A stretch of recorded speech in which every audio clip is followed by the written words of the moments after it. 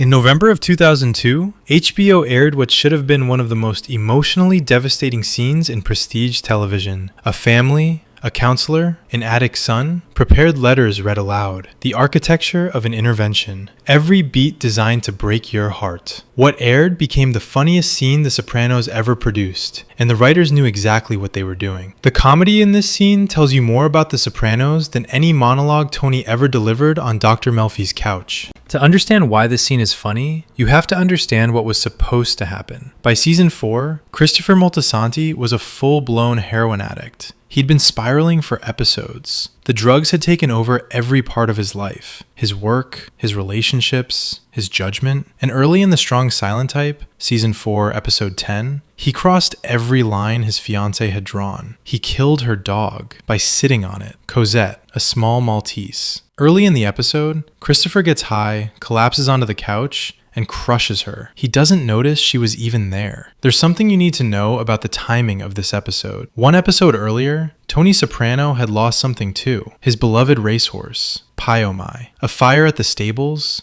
Tony was convinced Ralph Cifaretto had set it for the insurance money, beat him to death over it, and the show never resolves whether he was right. Tony's still grieving. Hold on to that. It matters later. This is the moment Tony decides Christopher needs help. Here's where prestige television in 2002 would normally do something noble. A teary confrontation, a redemption arc, something built to win an Emmy. The Sopranos goes another direction. It puts 3 made men, Carmela Soprano, a fiancé who's secretly an FBI informant, Christopher's wine-drinking mother, and a recovering addict mediator with a criminal record, in a suburban living room and tells them to express their feelings. What follows is a masterclass in how comedy actually works. Meet the counselor. His name is Dominic Palladino. My name is Dominic, and I'm an alcoholic and an addict. Played by Elias Koteas, and he is not what you'd call licensed. Dominic is, by his own admission, an alcoholic and an addict. He joined AA in prison. I joined AA in prison. He's been sober for 4 years,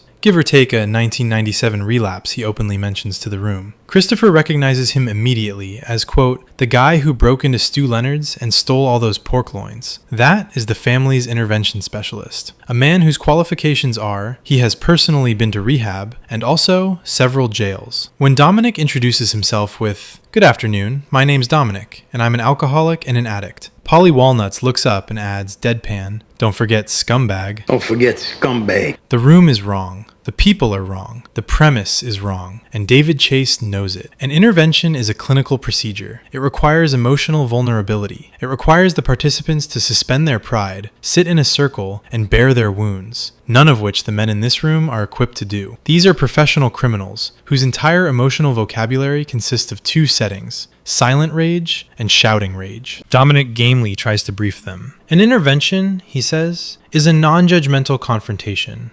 A carefrontation, we call it. That word, carefrontation, hangs in the air. An intervention is a non-judgmental confrontation. A carefrontation, we call it. Nobody acknowledges it. Nobody questions it. And the genius is that nobody in the room has any business hearing it. When Dominic mentions his 1997 relapse, Paulie cuts in. Great, so he's taking advice from a 2-time loser? Dominic, completely unfazed, responds with the line of a man who has read exactly 1 pamphlet. There are no losers in recovery. So he's taking advice from a 2-time loser. There are no losers in recovery. That is the foundation. Every laugh that follows is built on it. The man running this intervention is barely sober. The men around him have no idea what they're doing, and nobody finds any of it strange. The intervention begins. Each person is supposed to speak, calmly, specifically, about how Christopher's addiction has affected them. Standard protocol. Adriana goes first. She does her best. She tells Christopher she loves him. Dominic prompts her, be specific. And Adriana takes a breath and explains that they used to make love all the time, but the drugs have made it impossible. Christopher buries his face in his hands and says, Jesus, is this fucking necessary? Jesus, is this fucking necessary? Then she lands it. She tells the room about Cosette, about finding finding the dog dead, about what Christopher did. The room goes quiet, and Tony Soprano, who has personally ordered the deaths of human beings, turns to his nephew and asks, with genuine, wounded confusion, "Killed the dog? What'd you do that for?" Christopher, "It was an accident." And that's when Paulie leans forward and delivers the funniest 4 words ever spoken on prestige television. What, was it barking?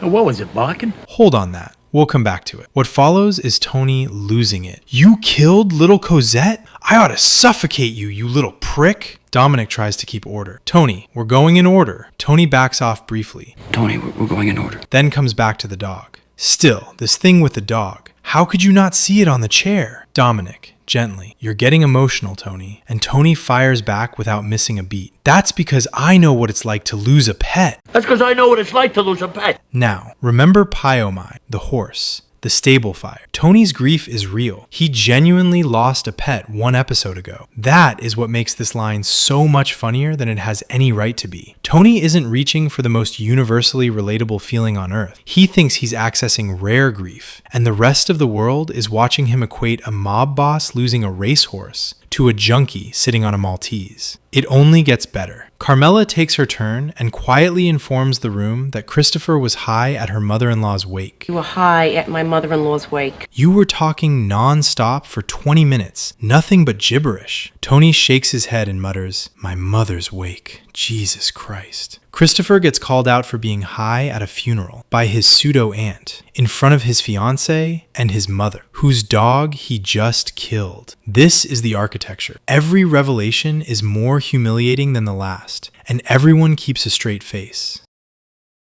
Now let's go back to it. What, was it barking? That's the line. Paulie Walnuts. 4 words. The single funniest moment in The Sopranos. Think about what Paulie is doing. He's not asking out of curiosity. Paulie is fishing for a justification.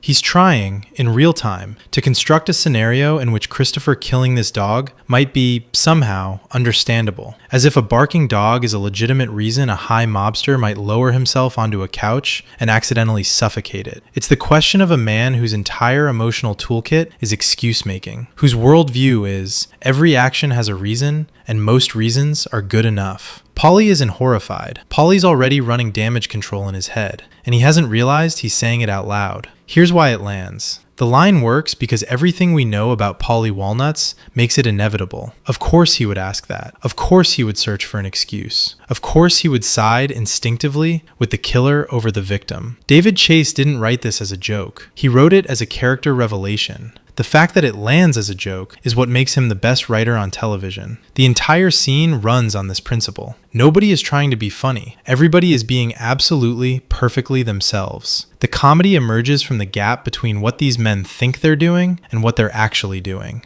They believe they're saving Christopher. They are, in fact, performing the worst acted morality play in suburban New Jersey history. Then comes the climax, and of this video. Because what makes this scene art, not just comedy, art, is what happens next. When it's Paulie's turn to read his statement, Dominic asks if he prepared one. Paulie hasn't. He says, and I am quoting verbatim, "I don't write nothing down, so I'll keep this short and sweet. You're weak, you're out of control, and you've become an embarrassment to yourself and everybody else." Dominic, panicking now, jumps in. "Whoa, guys, we said non-judgmental." Paulie's response is fast and final. "Fuck that. Let him take his medicine." Fuck that. Let him take his medicine. The intervention is over at that point. It hasn't ended yet, but it's over. Christopher snaps. He starts firing back at the people who came here to help him. He calls Tony out. There he goes, Mr. Type A personality, and Tony snaps back. "We're here to talk about you killing yourself with drugs, not my fucking personality." Christopher goes for the throat. He tells Silvio he sleeps with every dancer in the Bing while his wife and kid wait at home. He reminds Paulie about the time they got lost in the Pine Barrens with the Russian. He is, in the middle of his own intervention, conducting interventions on every single person in the room. And then his mother speaks. Joanne Moltisanti finally pipes up with 7 quiet words. Maybe you'll knock some sense into him.